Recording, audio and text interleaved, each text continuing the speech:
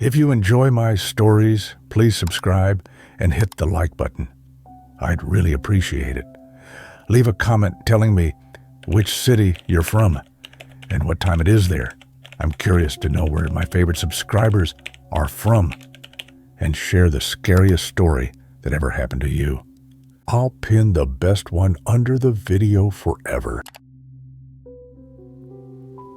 My name is Thomas Whitmore, and I need to tell you what happened in Millfield Springs, Alabama, during the summer that changed everything. Not because I expect you to believe me. God knows I wouldn't have believed it myself just 4 months ago. But because someone needs to know.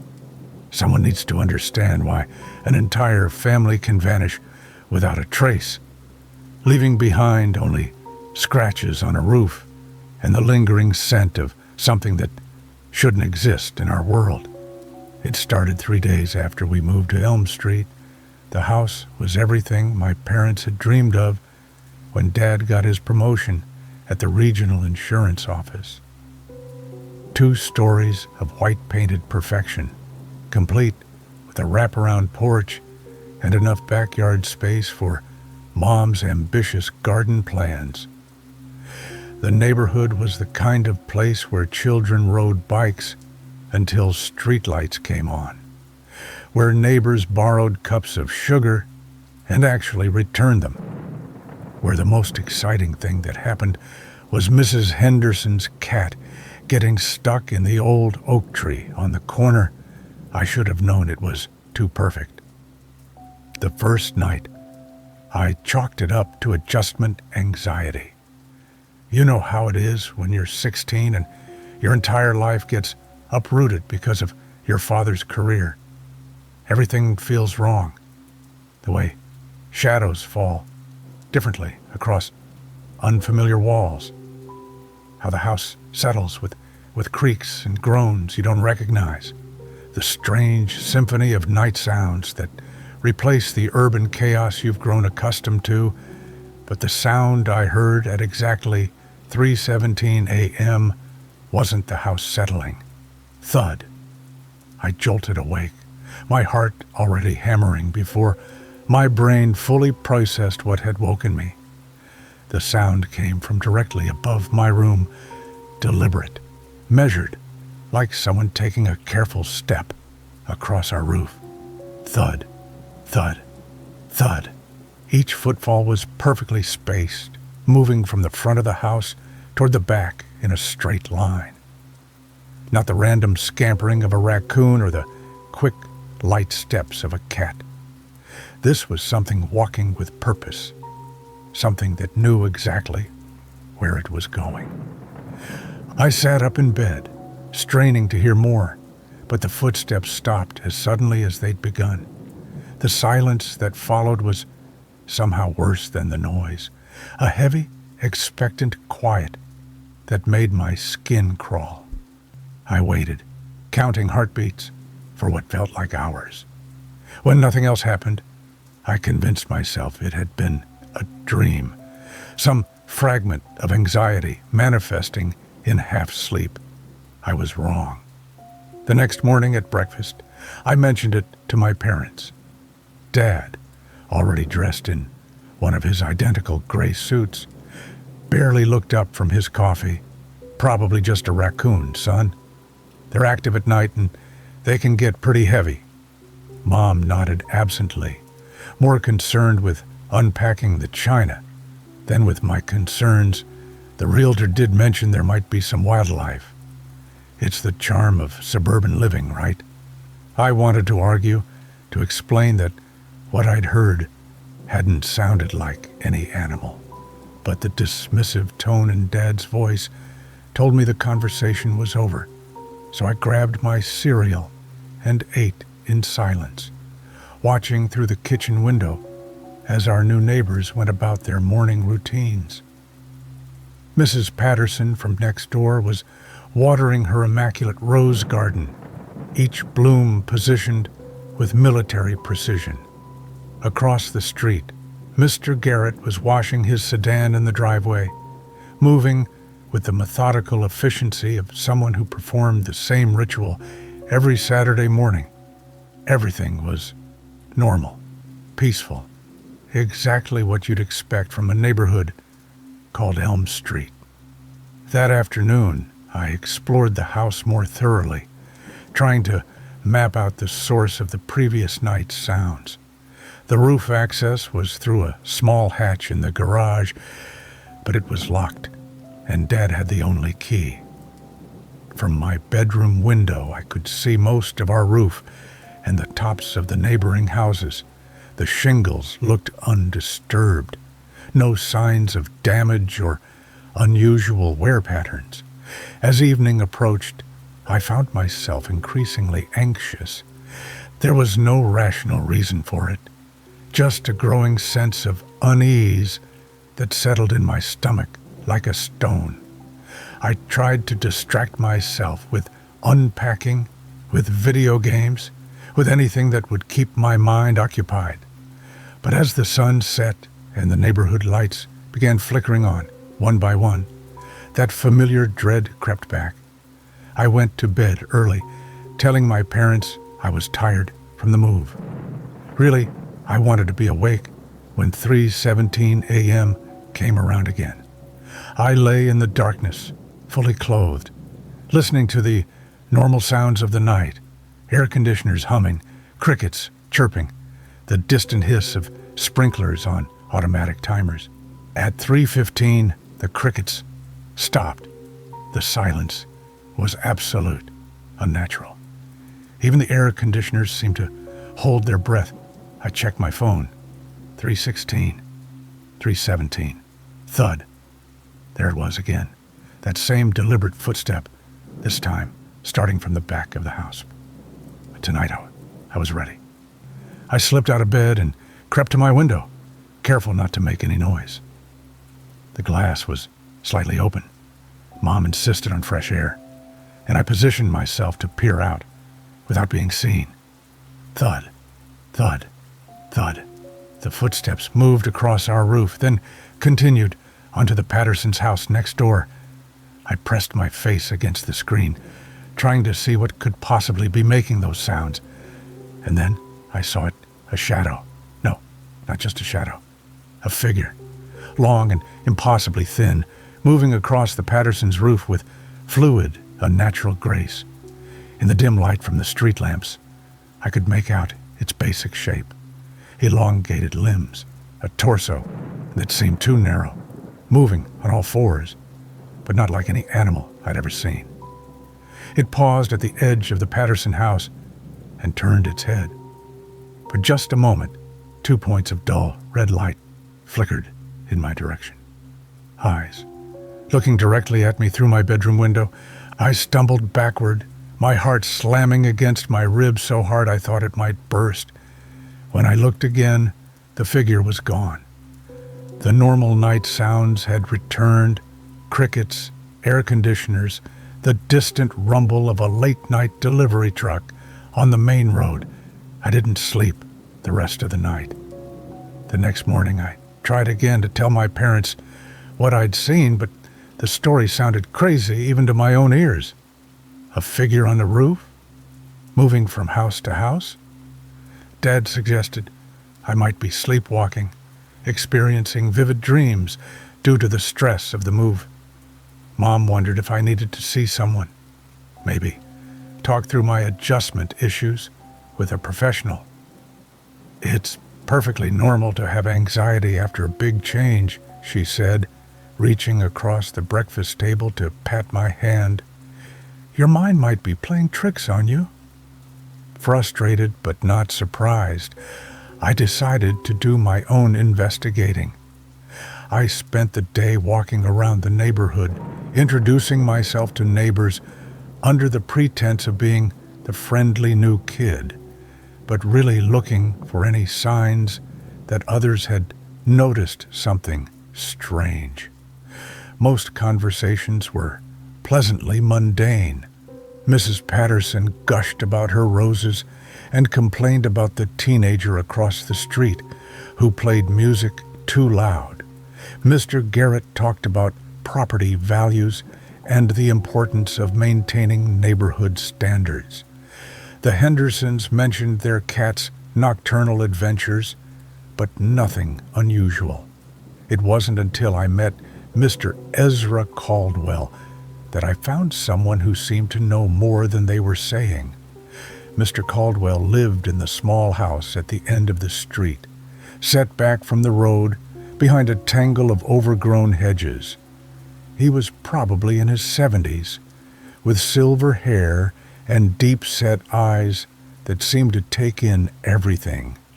When I introduced myself, he studied me with an intensity that made me uncomfortable. "You're in the old Morrison place," he said finally. It wasn't a question. "Yes, sir. We just moved in." He nodded slowly, his gaze drifting to something beyond my shoulder. "Hear anything interesting at night, boy?" The question caught me off guard. What do you mean?" "Old houses make sounds," he said carefully, as if choosing each word with great precision. "Some sounds are normal. House settling, pipes cooling, wood expanding and contracting with temperature changes." He paused, fixing me with those penetrating eyes. "Some sounds aren't. Have you heard? If you hear something walking on your roof at night," he interrupted, his voice dropping to barely above a whisper, "don't turn on any lights, don't go to the window, and whatever you do, don't let it know you've seen it." Before I could ask what he meant, Mr. Caldwell stepped back into his house and closed the door. I stood on his porch for several minutes, processing his words, before finally walking home. That evening, I prepared more thoroughly. I found Dad's old binoculars in a moving box and positioned them by my bedroom window. I also grabbed a small flashlight, though Mr. Caldwell's warning echoed in my mind. If something was indeed walking on roofs at night, I wanted to see it clearly, this time. 3:17 a.m. came like clockwork. Thud. This time, the sound started 3 houses down on the Hendersons' roof. Through the binoculars, I watched as that same elongated shadow moved with spider-like agility across the shingles. It was larger than I'd initially thought, maybe 8 feet long from head to the tip of what might have been a tail. Its limbs were unnaturally long and seemed to bend in ways that defied anatomy. The creature, because that's what it was, not an animal, but something else entirely, moved from the Hendersons' house to the Garretts', then to the Pattersons'.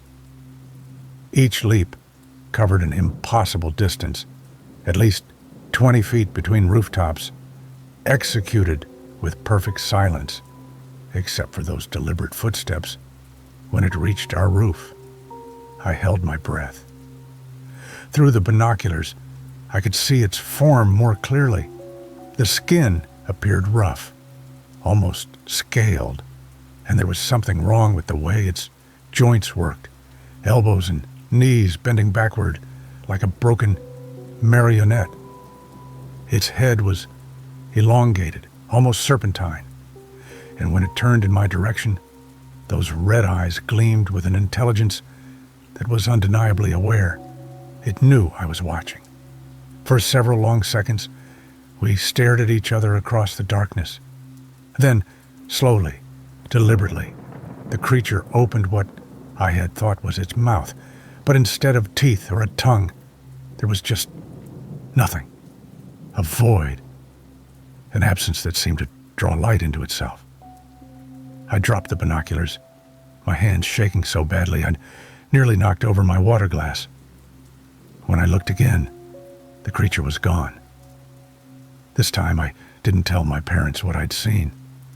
Instead, I spent the next day researching online, trying to find any mention of similar sightings. Urban legends, cryptid reports, local folklore, anything that might explain what was stalking our neighborhood. at night. I found nothing that matched exactly, but there were hints. Stories from other small towns about things that moved across rooftops, about children who disappeared from locked rooms, about families who vanished, leaving behind only strange marks on their houses. Most of the accounts were dismissed as hoaxes or hysteria, but the details were disturbingly consistent. The creature appeared to be nocturnal, territorial, and fixated on observation. It could move across any surface with equal ease, suggesting an ability to cling or adhere that defied normal physics. And in every story I found, there was the same warning. Once it knew you'd seen it, you were marked. That afternoon, I decided to map the creature's route more systematically. Using a notebook and a rough sketch of our street, I began timing its appearances and tracking which houses it visited. The pattern became clear after a few nights of observation. It followed the same path every time, starting from the wooded area behind our neighborhood and moving house by house in a specific sequence. But I also noticed something else. Houses with open windows received longer visits.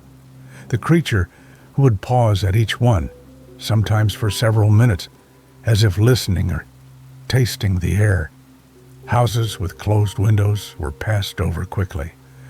On Thursday night, the pattern changed. Instead of its usual route, the creature appeared directly on our roof at 317, as if it had materialized there. Through my binoculars, I watched it move toward the corner where my parents' bedroom was located. It crouched there for nearly 10 minutes, completely motionless, before suddenly jerking its head up to stare directly at my window. Even from that distance, even in the darkness, I could feel the weight of its attention like a physical presence. Those red eyes seemed to burn through the binoculars, through the window glass, straight into my soul. And in that moment, I understood with horrible clarity that it wasn't just hunting randomly, it was hunting me. Friday morning brought disturbing news. Emma Collins, a 7-year-old from Maple Street, 2 blocks over, had disappeared during the night. Her bedroom window had been found wide open, the screen carefully removed and placed beside the house. There were no signs of struggle, no footprints in the flower bed below her window, no evidence of forced entry anywhere else in the house. The police interviewed the family, the neighbors, anyone who might have seen something unusual. When they reached our house, I almost told them about the creature, but the look of barely contained hysteria in Mrs. Collins's eyes as she pleaded with the officers to find her daughter stopped me. They already thought the family was dealing with something explainable, a custody dispute, a runaway, a domestic situation gone wrong. Adding talk of roof-walking monsters would only make things worse, but I knew, deep in my bones, with a certainty that made me sick, I knew that Emma Collins had encountered our nocturnal visitor. The open window, the missing screen, the complete absence of evidence. It all fit the pattern I'd been observing. That night, I made a decision that probably saved my life, at least temporarily. Instead of waiting in my room for 317, I snuck out of the house and positioned myself in the backyard, hidden behind Dad's tool shed. If the creature was going to come for me, I wanted to see it coming. The night was unusually still. No breeze stirred the trees, no insects chirped their usual chorus. Even the ever-present hum of air conditioners seemed muted, as if the entire neighborhood was holding its breath. At 3:15, the streetlights began to flicker. It started with the lamp across the street, a brief dimming that could have been explained by fluctuating voltage. Then the one at the corner began to pulse irregularly.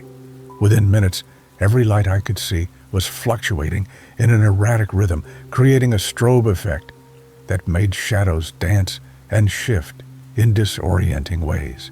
At exactly 3:17, the lights stabilized, and the creature dropped from the sky onto our roof. I hadn't seen it approach. One moment, there was nothing.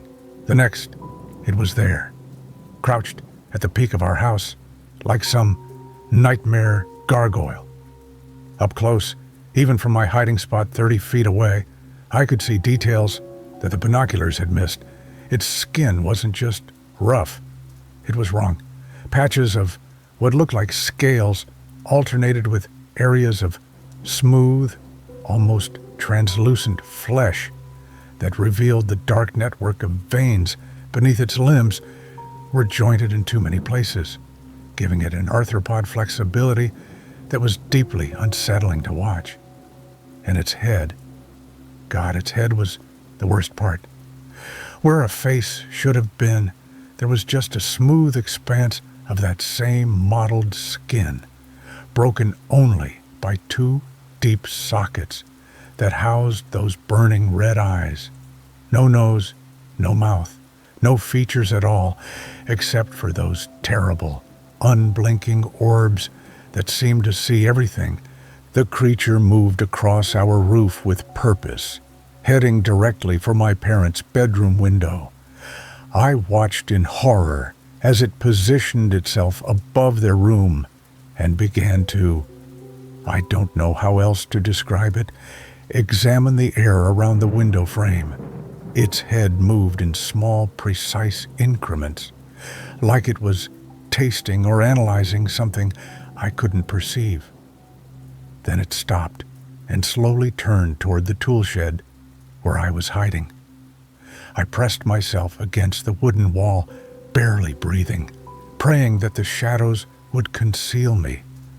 But I could feel its attention like heat from a furnace, could sense those red eyes scanning the yard with methodical precision for what felt like hours, but was probably only minutes.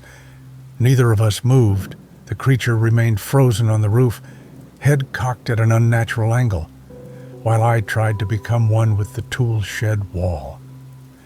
Finally, just as I thought my nerve might break, it turned away and continued its examination of our house. But something had changed. Instead of the careful, almost clinical observation I'd witnessed on previous nights, the creature's movements now seemed agitated, urgent. It scuttled from window to window with increasing speed, pausing only briefly at each one before moving on. When it reached my bedroom window, which I'd deliberately left closed and locked, it stopped completely. For nearly 5 minutes, it crouched there, perfectly still, staring into my empty room. Then, with a movement so quick I almost missed it, one of its impossibly long arms extended toward the window. I expected it to try forcing the latch or breaking the glass, but instead it simply touched the surface. The moment its flesh made contact with the window, the glass began to fog, as if the creature's touch was causing the temperature to drop rapidly. Frost spread outward from the point of contact in delicate web-like patterns that reminded me unpleasantly of neural networks or blood vessels. The creature held that position for another few seconds, then withdrew its arm and moved on. The frost remained glittering in the flickering streetlight like a silver scar across my bedroom window. After what felt like an eternity, the creature completed its circuit of our house and leaped to the Pattersons' roof with that same impossible agility. I watched it continue down the street, following its established route, until it disappeared into the wooded area at the end of the neighborhood. I waited another hour before creeping back into the house. The frost on my bedroom window had already begun to melt, leaving only faint traces of its existence.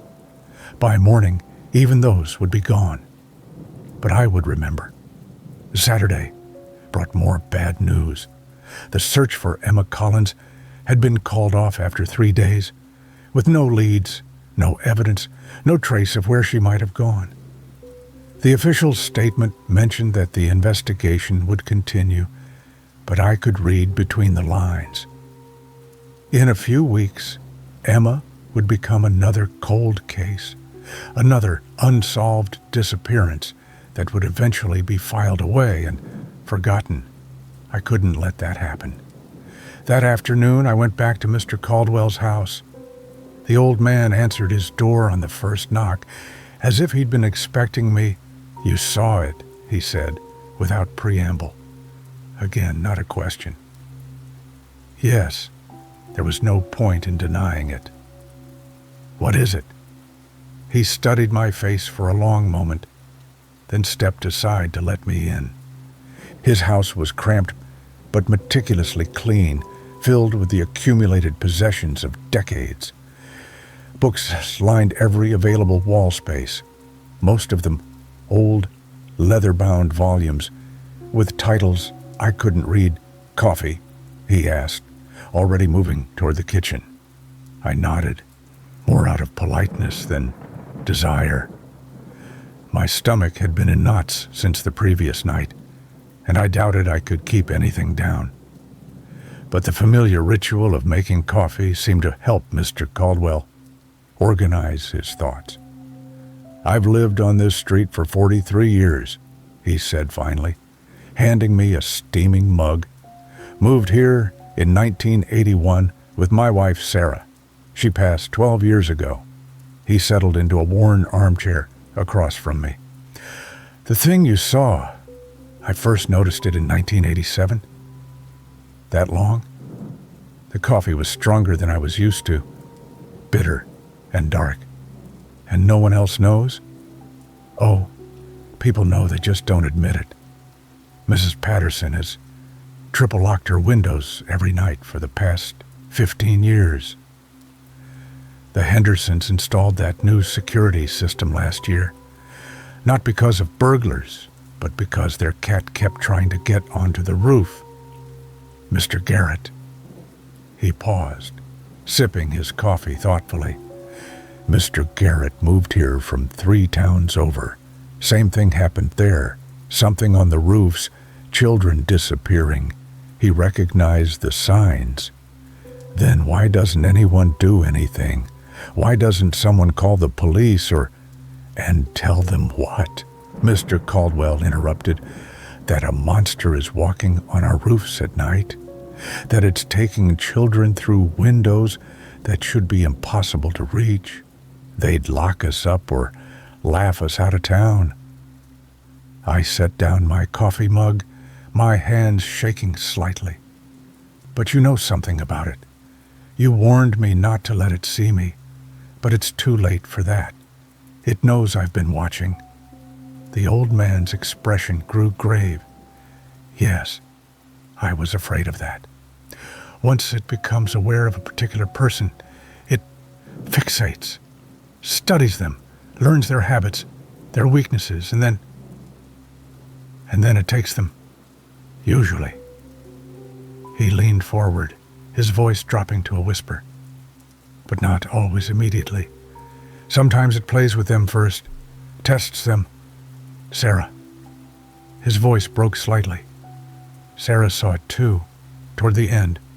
The last few months before she disappeared, she became obsessed with locks, with keeping the windows closed.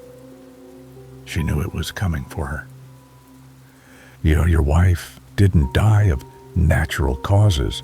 "Officially, she did. Heart attack in her sleep," the coroner said. "But I found her bedroom window open the next morning, even though I'd watched her lock it myself. And there were marks on the glass, patterns in the frost that looked like—" he gestured vaguely, "like fingerprints, but Wrong. Too long, too many joints. The coffee turned to acid in my stomach. Why are you telling me this? Because you're young, and you might have a chance. Sarah was 73, set in her ways, stubborn about asking for help. But you might be able to find a way to survive this. How? Mr. Caldwell stood and moved to one of his bookcases, running his finger along the spines until he found what he was looking for. The book he pulled out was ancient, bound in cracked leather that might once have been brown, but had faded to an indeterminate dark color. The title was in a language I didn't recognize. This came from my great-grandfather, he said, settling back into his chair with the book in his lap. He was what you might call a student of unusual phenomena, wrote extensively about things that most people prefer not to acknowledge. He opened the book carefully, pages crackling with age, and turned to a section marked with a faded ribbon. Here, this passage describes something very similar to what we're dealing with. The text was in English, thank God, though the archaic language made it difficult to follow. I read slowly, trying to parse the meaning from the flowery Victorian prose. What I found made my blood run cold. The passage described entities that existed partially outside normal space, creatures that could traverse surfaces, as if gravity and physics were merely suggestions. They were drawn to settlements, particularly places where families lived in close proximity, and they fed not on flesh, but on something the author called life essence, the spark that separated living beings from mere matter. It's a predator, I said finally, looking up from the book. Yes, but not in the way we usually understand predation. It doesn't kill quickly for food. It harvests, takes what it needs slowly over time, until there's nothing left but an empty shell. The children who disappear aren't dead, at least not initially. They're being drained, consumed bit by bit. That's horrible. It gets worse. According to this text, the creature creates a kind of psychic link with its preferred victims. Once it's established that connection, it can find them anywhere distance becomes irrelevant. Walls, locks, even running away. None of it matters. I closed the book, unable to read anymore. So what do I do? How do I fight something like that? Mr. Caldwell was quiet for a long time, staring out his window at the peaceful suburban street. I don't know, he admitted finally. Sarah and I tried everything we could think of. Salt barriers, iron crosses, blessed water from 3 different churches. Nothing worked. The creature doesn't follow the rules of traditional folklore. There has to be something. Maybe the book mentions that these entities are vulnerable during daylight hours, when they're forced to retreat to their nesting places, but finding one of those, he shrugged helplessly, could be anywhere. Underground caverns, abandoned buildings, deep forest. And even if you found it, what then? The book isn't clear about how to actually destroy one of these things. I spent the rest of the afternoon reading through Mr. Caldwell's book, looking for any detail that might provide a clue. The author had clearly encountered multiple instances of similar creatures over his lifetime, and his descriptions were remarkably consistent with what I'd observed. The nocturnal hunting patterns, the fixation on open windows, the ability to move across any surface, it all matched. But the book also contained disturbing implications about the creature's intelligence. These weren't mindless beasts driven by simple hunger.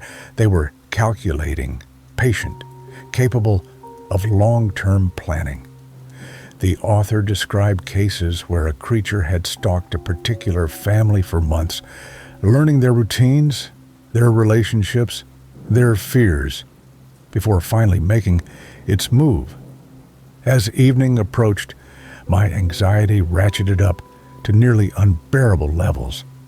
I'd been marked, identified as a threat or a target. Tonight, the creature would come for me specifically. The question was, would I be ready?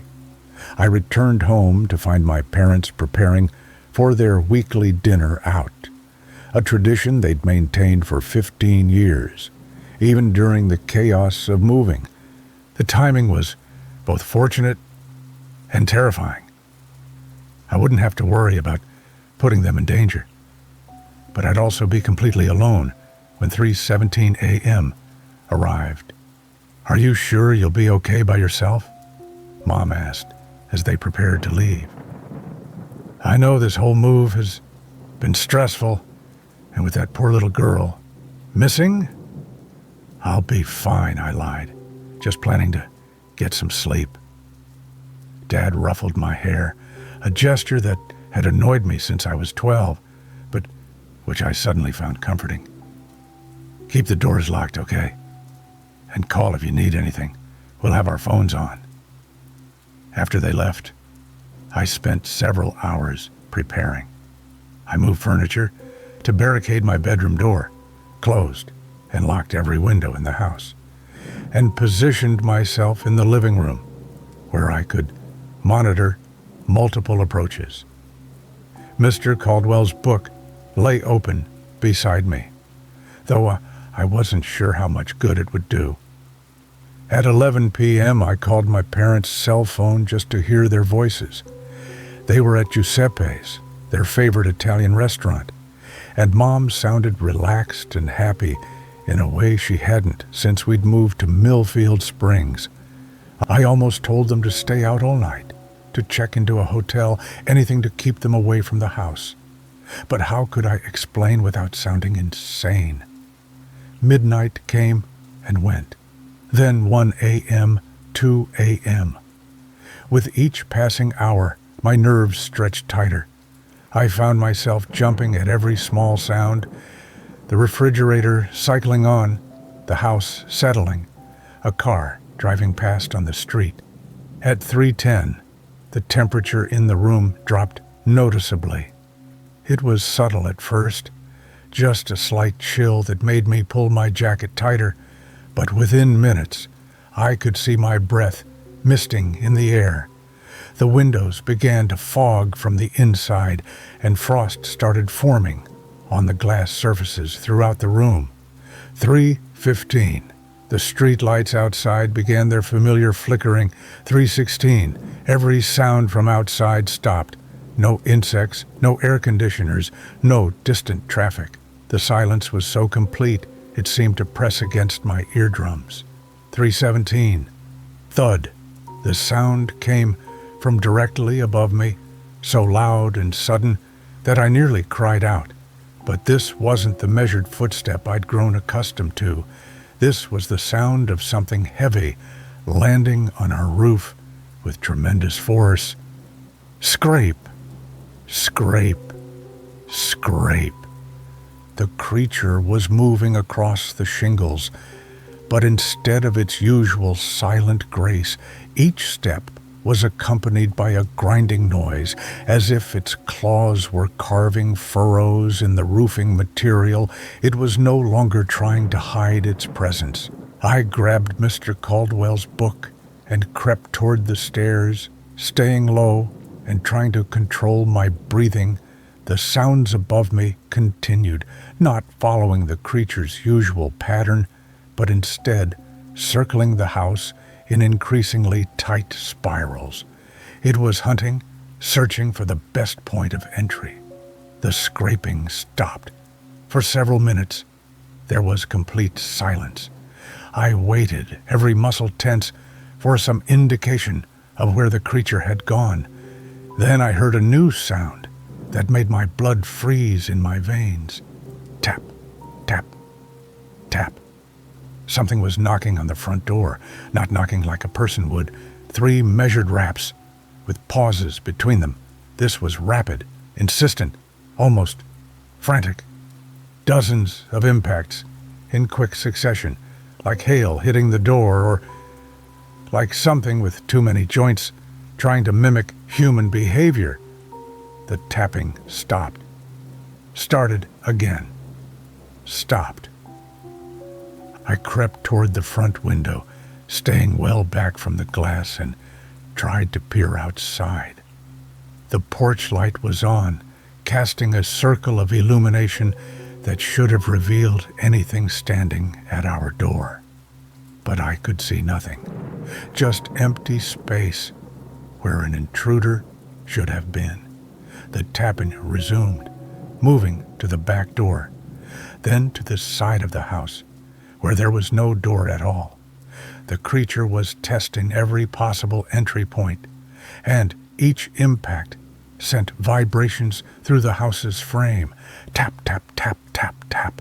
Now it was at the living room window, the glass flexing slightly with each impact, but still I could see nothing outside. The creature was there. I could hear it, feel it, but it remained invisible, as if it existed slightly outside normal perception. The tapping stopped. In the sudden silence, I became aware of a new sound. Breathing, slow, deliberate, like someone taking deep, measured breaths through their nose. But the sound wasn't coming from outside the house. It was coming from upstairs. Every rational part of my brain screamed that this was impossible. I'd locked every window, barricaded every entrance. There was no way anything could have gotten inside without me hearing it. But the breathing continued, clearly audible from my parents' bedroom, directly above the living room. I looked down at the book in my hands, searching for any guidance, any clue about what to do next. My eyes fell on a passage I'd missed earlier. The entity's primary limitation appears to be perceptual rather than physical. It exists partially outside conventional space-time, allowing for seemingly impossible feats of locomotion and positioning. However, this same characteristic makes it vulnerable to direct observation. When fully perceived by a human consciousness, it becomes temporarily anchored to normal reality, constrained by the same physical laws that govern all matter. Direct observation. I had to see it, really see it, not just catch glimpses or shadows. Force it to become real enough to be vulnerable. The breathing upstairs grew louder, more pronounced. I could hear the floorboards creaking as something heavy moved across my parents' room. It was directly above me now, probably standing at the foot of their bed, waiting. But waiting for what? The realization hit me like a physical blow. It wasn't waiting for anything.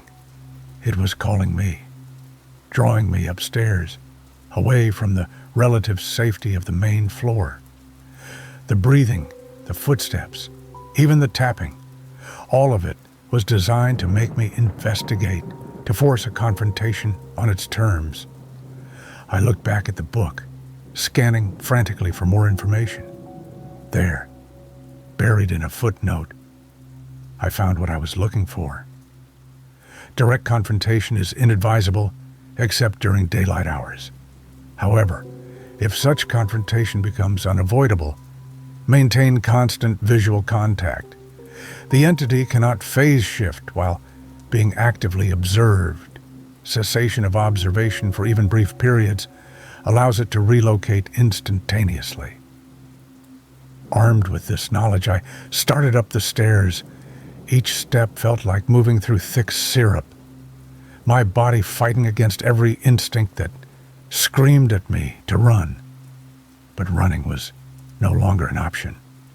The creature had me trapped, and my only chance was to face it on terms that might give me some small advantage. The breathing grew louder, as I approached the second floor. It was coming from my parents' room, just as I'd thought, but there was something wrong with the rhythm. Too slow, too deep, as if each breath required enormous effort. I reached the top of the stairs and turned toward their door, which stood slightly ajar. The breathing stopped. "I know you're there," I said, surprised by how steady my voice sounded. "I can hear you." No response. But through the gap in the door, I could see movement, a shifting of shadows that suggested something large, repositioning itself in the darkness beyond. I pushed the door open wider and stepped into the room. The creature was crouched in the far corner, exactly where I'd expected it to be. But seeing it up close in an enclosed space was fundamentally different from observing it through binoculars from a safe distance. It was larger than I'd realized, nearly 9 feet long when fully extended, with limbs that seemed to fold and unfold in ways that hurt to watch. Its skin was the color of old concrete, mottled with darker patches that might have been scales or scars. And its eyes, God, its eyes were so much worse in person. They weren't just red, they were active, swirling with patterns of light that seemed to pull at my vision, trying to draw me deeper into their depths. Looking into them was like staring into twin vortexes, mesmerizing and terrifying at the same time. But I forced myself to maintain eye contact, remembering the book's warning. As long as I kept looking directly at it, the creature remained anchored to normal reality. I could see it completely now. Every horrible detail of its elongated form, every joint that bent in impossible directions, every ridge and hollow of its alien anatomy. "What do you want?" I asked. The creature didn't respond. Couldn't respond, I realized, since it had no mouth. But something changed in those swirling red eyes. A shift in the pattern of lights that felt almost like recognition, intelligence. It began to move slowly and deliberately, never breaking eye contact. Not toward me, as I'd feared, but toward my parents' bedroom window. With one impossibly long arm, it touched the glass. Frost spread outward from the point of contact. But this time, the patterns were different. Instead of random crystalline structures, the ice formed symbols, geometric shapes that seemed to writhe and shift even as they solidified. I couldn't read them, couldn't understand their meaning, but looking at them filled me with a deep, primal dread. The creature held that position for several seconds, then withdrew its arm and pointed directly at me. The message was clear. "You're marked.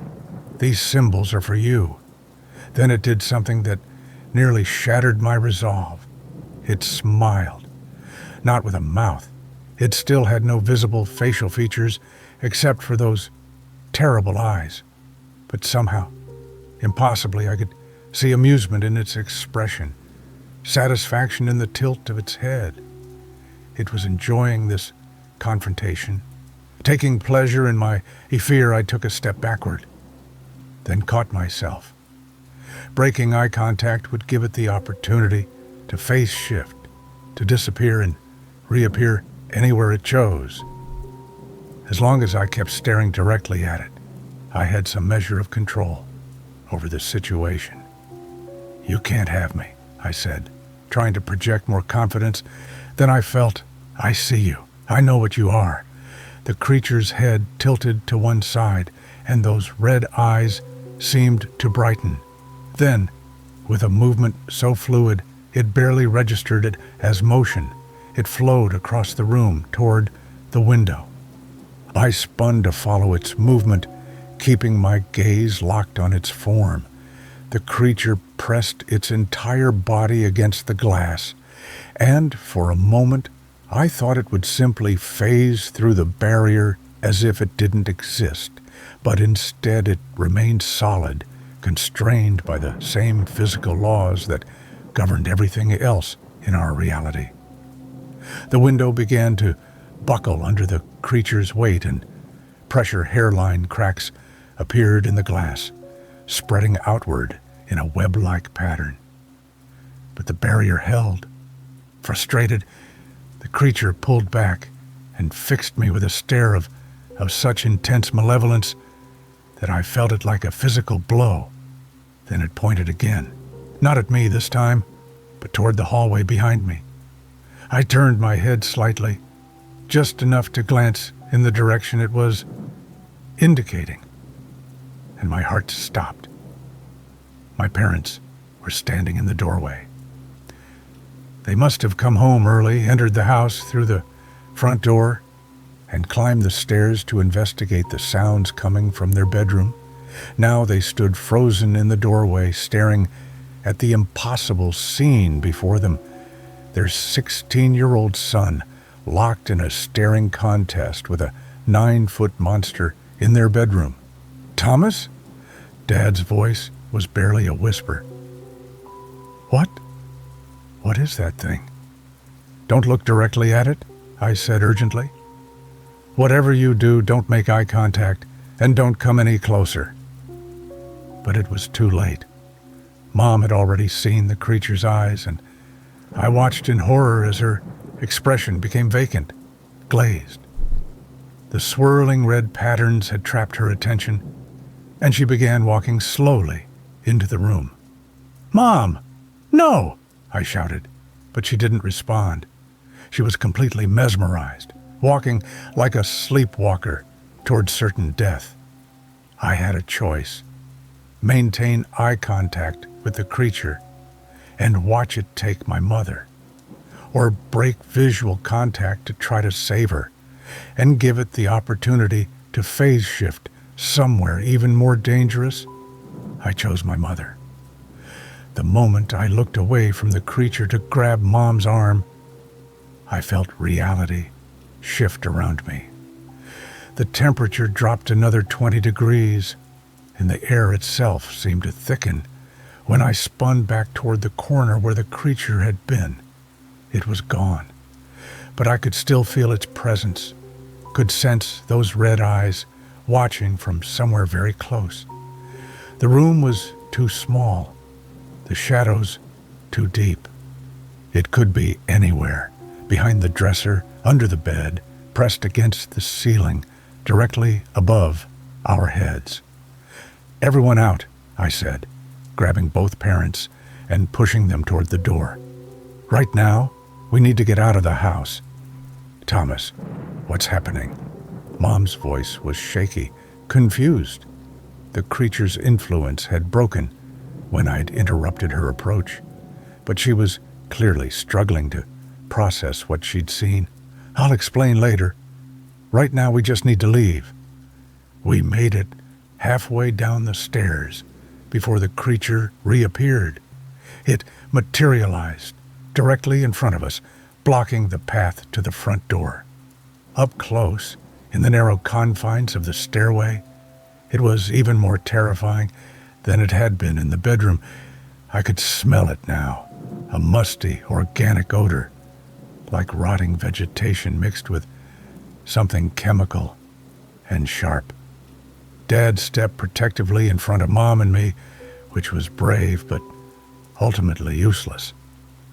The creature ignored him completely, focusing those swirling red eyes on me with laser-like intensity. "The basement," I said quietly. Everyone moved toward the basement, slowly. It was a desperate gamble. The basement had no windows, no alternate exits. If I was wrong about the creature's limitations, we'd be trapping ourselves. But the book had mentioned something about these entities being vulnerable underground, something about their connection to the surface world being weakened by depth and enclosed spaces.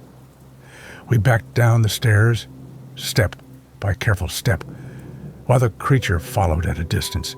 It moved with that same fluid grace I'd observed from outside. But now I could see the mechanics of its locomotion more clearly. Its joints worked like a spider's, multiple connection points that allowed for incredible flexibility, but at the cost of appearing fundamentally wrong to human eyes. The basement was finished, converted into a family room by the previous owners. Fluorescent lights, paneled walls, and a drop ceiling that suddenly felt claustrophobic rather than cozy. I flicked on the lights, flooding the space with harsh illumination. The creature recoiled as if struck, pulling back toward the stairway. The book had been right. It was vulnerable to direct light, unable to maintain its phase-shifting abilities when fully illuminated. Stay in the light, I told my parents. Whatever happens, stay directly under the fluorescent panels. The creature crouched at the bottom of the stairs, just outside the reach of the overhead lighting. It was still visible, still solid, but I could see it struggling against some invisible force that prevented it from entering the illuminated area. For several minutes, we faced off in silence. The creature tested the boundaries of the light, extending one long arm toward us, only to jerk it back, as if the illumination burned. My parents huddled close to me, Dad's arm around Mom's shoulders, both of them staring at the impossible thing that had invaded our home. Then the lights began to flicker. It started with just one panel, a brief dimming that lasted maybe a second, then another. Within minutes, all 4 fluorescent fixtures were pulsing erratically, creating a strobe effect that made the creature appear to jump and shift with each change in illumination. It's controlling the electrical system, I realized aloud. Somehow, it can manipulate the power. How is that possible? Dad asked. I don't think it follows the same rules we do. It exists partially outside normal space, so maybe it can affect electromagnetic fields directly. As if responding to my explanation, the lights dimmed further. The creature began to inch forward, testing each shadow, taking advantage of every moment of reduced illumination to advance a few more feet. I thought frantically, trying to remember everything I'd read in Mr. Caldwell's book. Direct observation, constant light, vulnerability during daylight, hours. There had to be something else, some weakness I could exploit. Then I remembered the passage about perceptual anchoring. The creature could only maintain its phase-shifting abilities when it wasn't being directly observed. But what if multiple people were observing it simultaneously? What if we overloaded its ability to remain partially outside reality? I need you both to stare at it, I said urgently. Don't look away. Don't blink if you can help it. Just keep your eyes locked on its body. Thomas, I don't think... Please, Dad. Trust me, this might be our only chance. Reluctantly, both parents fixed their gazes on the creature. The effect was immediate and dramatic. The creature's form seemed to solidify, becoming more distinct, more present. The fluid grace of its movements became labored, clumsy, as if it was struggling against increased gravity, and for the first time since this nightmare began, I heard it make a sound.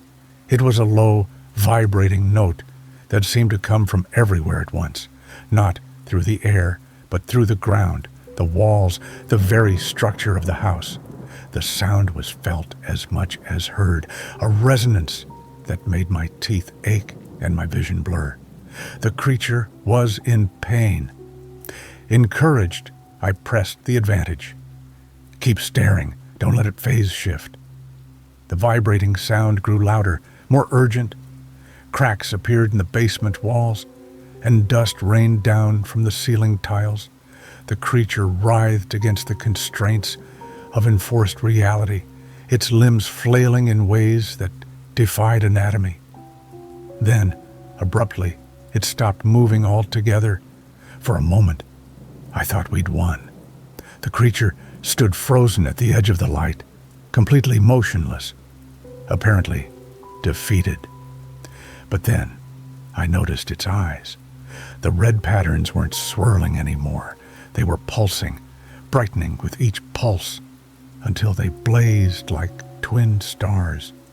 "Don't look at its eyes," I shouted, but I was too late. The light from the creature's eyes exploded outward, flooding the basement with crimson radiance that overwhelmed the fluorescent fixtures. My parents cried out, temporarily blinded, and in that moment of visual disruption, the creature vanished. The basement plunged into darkness. Emergency lighting kicked in a few seconds later, battery-powered units that cast everything in a sickly yellow glow. The creature was nowhere to be seen, but I could feel its presence like a weight pressing down on my consciousness. "Where did it go?" Mom whispered. Before I could answer, we heard footsteps upstairs, slow, deliberate, moving through the house room by room. The creature was searching for something, and I had a terrible suspicion I knew what it was looking for. "It's going through our things," I said, "learning about us, our routines, our habits, everything it needs to know to hunt us more effectively." The footsteps stopped directly above our heads. Then we heard a new sound, the squeal of hinges as windows were opened throughout the house. "It's preparing the house," I realized, with growing horror. "Removing barriers, creating entry points. When we go back upstairs." I didn't finish the sentence. I didn't need to. We all understood that returning to the main floor would be walking into a trap. But we couldn't stay in the basement forever. No food, no water, no way to call for help. Eventually, we'd have to face the creature on its terms. Unless, "Dad, do you still have the key to the roof access?" He patted his pockets, then nodded. "It's on my key ring." "Why?" "The book mentioned that these things are vulnerable during daylight hours. If we can get onto the roof, find whatever space it's using as a nest." "You want to go up there, where that thing lives?" "It's the only way. We can't fight it down here, and we can't hide forever. But if we can find its resting place while it's active, maybe destroy whatever it uses for shelter during the day." It was a desperate plan, probably suicidal. But the alternative was waiting helplessly, while the creature prepared to hunt us at its leisure. The footsteps upstairs had stopped. The house was silent, except for the quiet hum of the emergency lighting. But I could feel the creature's attention like a physical presence, could sense it listening to our whispered conversation. We were out of time. "Everyone stay close," I said, moving toward the basement stairs. "We're going to move fast, straight through the kitchen to the garage. Don't stop. Don't look around. Just run." The journey through the house was the longest 30 seconds of my life. Every shadow seemed to writhe with potential threat. Every open doorway could conceal 9 feet of nightmare. But we made it to the garage without incident, though I could feel the creature tracking our movement like a predator following wounded prey. The roof access ladder was mounted on the garage's back wall, leading to a small hatch that opened directly onto the house's peak. Dad fumbled with the keys in the darkness, his hands shaken so badly he could barely fit the key into the lock behind us. Something scraped against the door that led from the garage into the house. "Hurry," I whispered. The lock clicked open. Dad pushed the hatch upward, and cool night air rushed down into the garage. Stars were visible through the opening, more stars than I'd ever seen, as if the creature's presence had somehow affected the ambient light pollution. I went up first, emerging onto the sloped roof with Mr. Caldwell's book clutched in one hand. The view from up there was simultaneously beautiful and terrifying. I could see the entire neighborhood spread out below me, every house dark and peaceful, completely unaware of the horror that stalked their rooftops every night. But I could also see the paths the creature took during its nightly hunts. They were visible now, worn tracks in the shingles where something heavy had passed repeatedly, scratches in the gutters, bent antennae, and damaged satellite dishes. The entire neighborhood was marked with signs of the creature's presence, if you knew how to look for them. My parents joined me on the roof, both of them struggling with the steep angle and the disorienting perspective. From up here, our house looked small and vulnerable, just another target in the creature's hunting ground. Where would it nest? Mom asked, scanning the horizon. I consulted the book again, looking for clues. According to the author, these entities preferred elevated locations with multiple escape routes, places where they could observe their territory while remaining hidden from casual observation. The old water tower. It stood at the edge of town, maybe half a mile from our neighborhood, a massive concrete structure that had been abandoned years ago when the city updated its water system. From up there, the creature would have a perfect view of the entire suburban area, and the interior would provide shelter from daylight. "That way," I said, pointing toward the tower. "We need to get to the old water tower before sunrise." Moving across the rooftops was easier than I'd expected.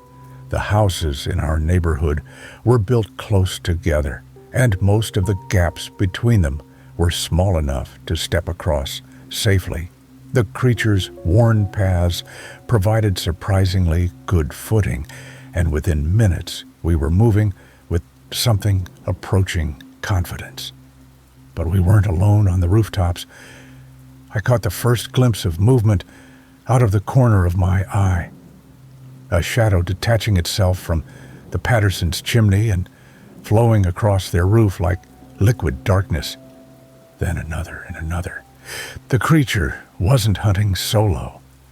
There were multiple entities stalking through the night, and our movement across their territory had attracted their attention. "Don't look directly at any of them," I warned my parents. "If they realize we can see them clearly, they'll be able to phase shift." It was a delicate balance, acknowledging their presence without triggering their full attention. We moved as quickly as we dared, jumping from roof to roof, always keeping the water tower in sight. Behind us, I could sense the creatures following, pacing us, but not yet moving to intercept. The sky was beginning to lighten in the east when we finally reached the water tower. Up close, it was even more imposing than it had appeared from a distance. A concrete cylinder 60 feet tall, with a rusty access ladder running up one side and a maintenance platform circling the top. The ladder was old, and several rungs were missing or corroded beyond safe use. But it was our only way up, and with the sky growing brighter by the minute, we didn't have time for caution.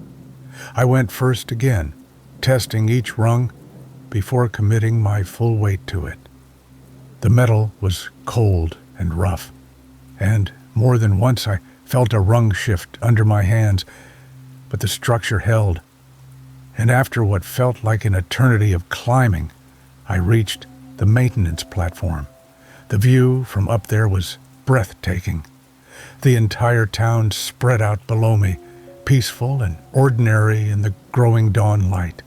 But I wasn't there for sightseeing. I needed to find the creature's nest. The water tower's top was accessible through a heavy metal hatch that stood slightly ajar. The interior was dark, but I could smell that same musty chemical odor I'd noticed in our house. Something was definitely living in there. My parents reached the platform just as I was working up the courage to open the hatch fully.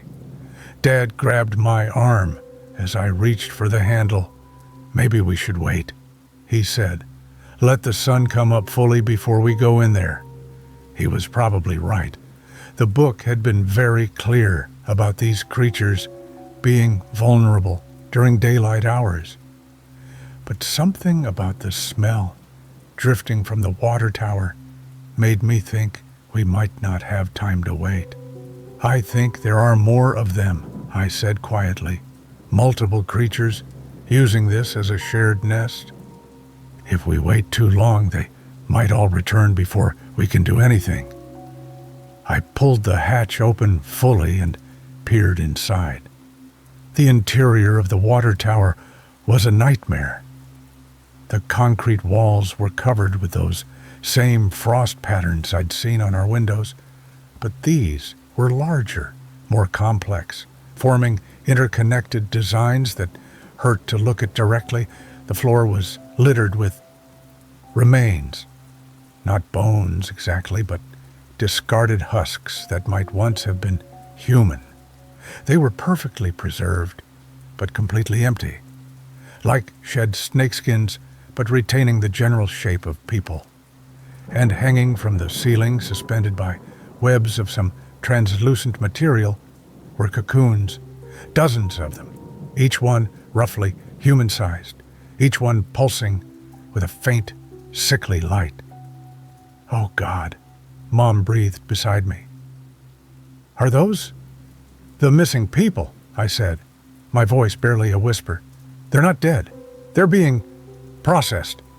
One of the cocoons was smaller than the others, and I could make out the general outline of a child inside the translucent wrapping Emma Collins.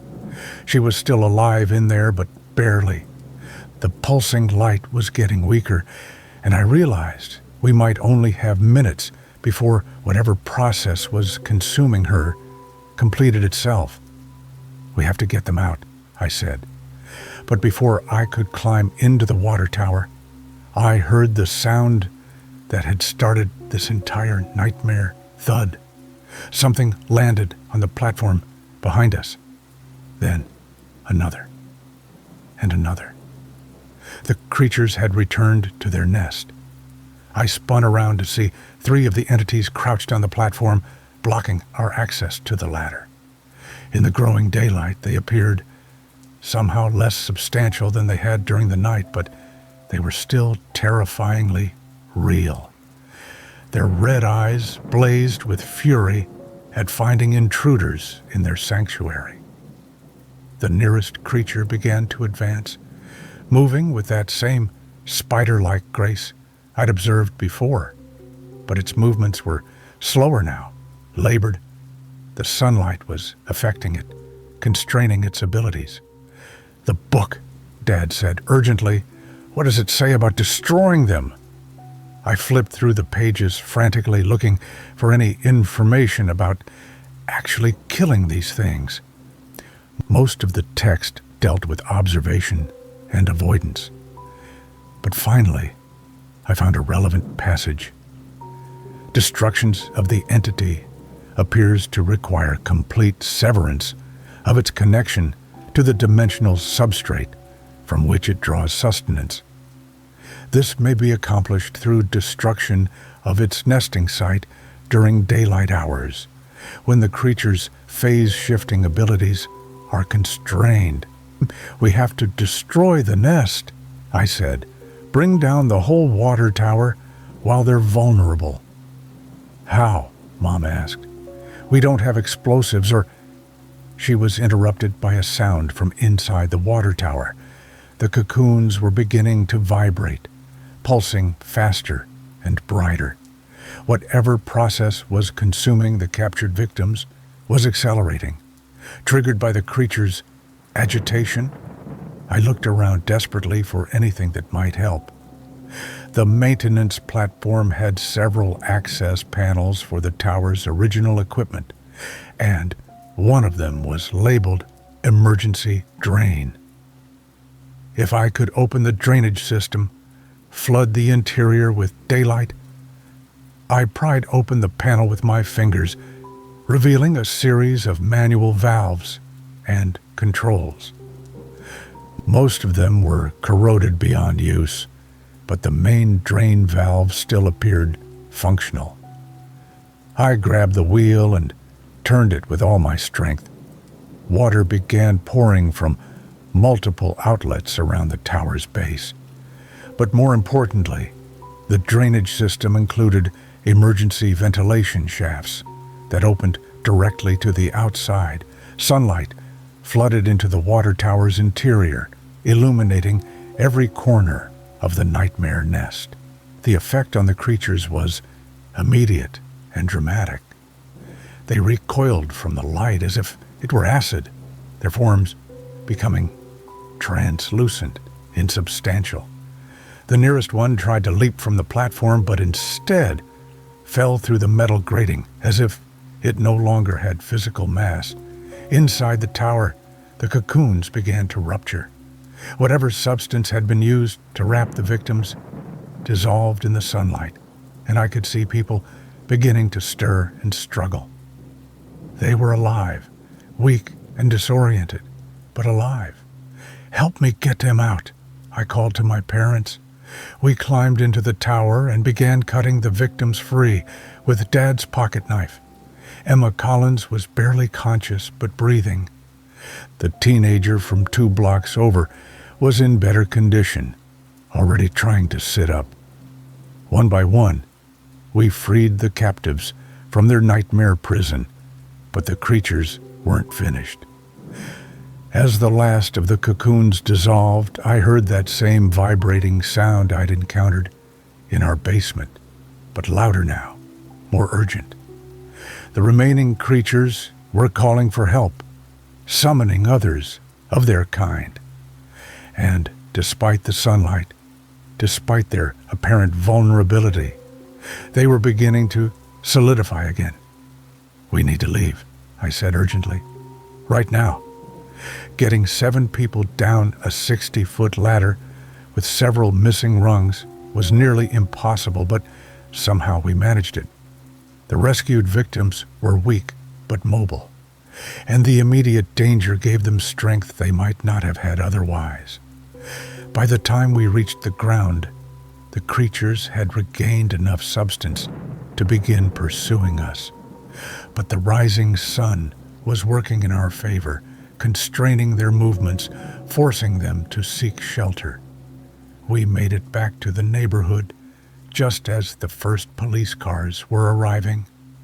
Someone had reported our absence, and a search was already underway. The sight of 7 people who were supposed to be missing or dead emerging from the direction of the abandoned water tower caused quite a stir. The official explanation was that we discovered the victims being held by a transient who'd been using the water tower as a shelter. The man had fled when we arrived, disappearing into the woods beyond the town limits. It was a thin story, but it was more believable than the truth. The creatures were never seen again, at least not in Millfield Springs.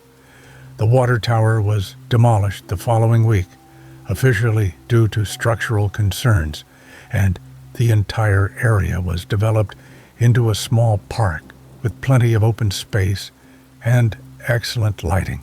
Mr. Caldwell moved away a month later, taking his book collection with him. Before he left, he gave me his great-grandfather's journal, along with a warning. "These things aren't unique to our town. They're everywhere In every community where people live close together, most folks just learn to ignore the sounds on their roofs. We moved away too, eventually. Dad requested a transfer back to the city, citing family concerns. Mom never quite recovered from what she'd seen that night, and she insisted on living somewhere high up, with excellent lighting and no nearby rooftops. As for me, I still listen for footsteps at 3:17 a.m. Old habits die hard, and sometimes, in the distance, I hear them. Careful, measured steps, moving across urban rooftops, hunting for windows left open, for people who've forgotten to be afraid of the dark. They're still out there, still hunting. And now that you've read this, now that you know what to look for, you'll probably start hearing them too. Just remember Mr. Caldwell's advice. If you hear something walking on your roof at night, don't turn on any lights. Don't go to the window, and whatever you do, don't let it know you've seen it. Because once it knows you're watching, it will never stop hunting you.